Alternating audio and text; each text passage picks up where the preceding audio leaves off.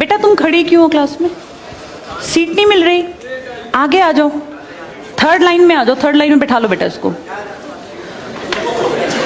फिर तेरी बहन को जब कोई कहेगा यहाँ आके बैठ जा, फिर अच्छा लगेगा? थोड़ा लिमिट में रहना चाहिए ना। बैठ जाओ बेटा। चलो अपने देखो, अपने व्यवहार को ऐसा रखो जैसा तुम दूसरे के साथ करो, तुम्हारी बहन के साथ वही होगा। यहाँ नहीं, जहां वो कॉलेज में जाएगी वहां होगा, बस में होगा, ऑटो में होगा। समाज सबसे मिलके बनता है। तुम घटिया हो ना किसी के लिए, तो तुम्हारी बहन के लिए 100% कोई ना कोई घटिया। भगवान जो है कर्मा रिटर्न्स बैक है, ये सीधी थ्योरी है ये। और ये मैं अपने लिए भी मानती हूँ, मैं अपनी बेटी के लिए भी मानती हूँ। मैं जैसा कर रही हूँ ऐसा ही मेरे साथ होगा, या मेरे घर वालों के साथ। तुम जैसा कर रहे हो ऐसा तुम्हारे भाई बहनों के साथ होगा ही होगा। हम किसी भी बेटी के साथ गलत करेंगे ना, तो अपने आप को इसके लिए तैयार रखना कि मेरी बहन भी पढ़ने निकलेगी। आज छोटी है तो कल निकलेगी। चाचा की बेटी, मामा की बेटी, ऐसा नहीं कोई घर में रिश्ते ही ना हो। माँ भी तो होगी। जैसा तुम कर रहे हो ऐसा तुम्हारी माँ के साथ जरूर घटित हुआ होगा। अब तुम कर रहे हो। बड़े अच्छे कई एड्स हैं, उसमें एक जवान लड़का ना सीटी बजा रहा होता है, तो उसकी माँ, देखा तुम लोगों ने वो, उसकी माँ कहती है बेटा मत कर। तुम्हारी उम्र का था वो लड़का, उसकी माँ लगा लो मेरी एज की मुझसे 2-4 साल बड़ी होगी, क्योंकि जो बच्चे 20 के हैं उनके माँ 40-45, उनकी माँ 45 साल तक की होती हैं। तो लगातार सीटियां बजा रहा है। उसकी माँ उसको कहती है बेटा मत कर, वो इरिटेट हो जाती है। तो फील करता है कि मेरी माँ ऐसा क्यों, मतलब क्यों चिढ़ रही है सीटी बजाने से, घर में बैठ के बजा रहा था सीटी।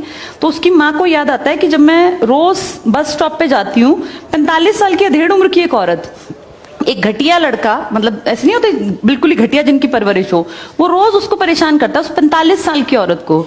तो उसको फिर फील होता है कि ये मेरा बेटा जो हरकत कर रहा है ये उस लड़के से मेल खाती है। बहुत अच्छा ऐड है, उसका एसेंस बहुत अच्छा निकल के आता है कि एक्सप्लॉयटेशन सिर्फ जवान लड़कियों का नहीं होता। आप गलत कर रहे हो ना, कोई आपकी माँ के साथ, आपकी बहन के साथ कहीं ना कहीं कोई गलत करेगा फिर। इसलिए समाज को अच्छा बनाओ, क्लास को ऐसा बनाओ, कोई लड़की वहां से अगर आ रही है और तुम कह रहे हो यहाँ आ जा, तो ये ठीक है। ये अपने आप सोच के देखो, ये हमारी परवरिश को भी दिखाता है कि हमारी परवरिश कैसी माँ ने की है।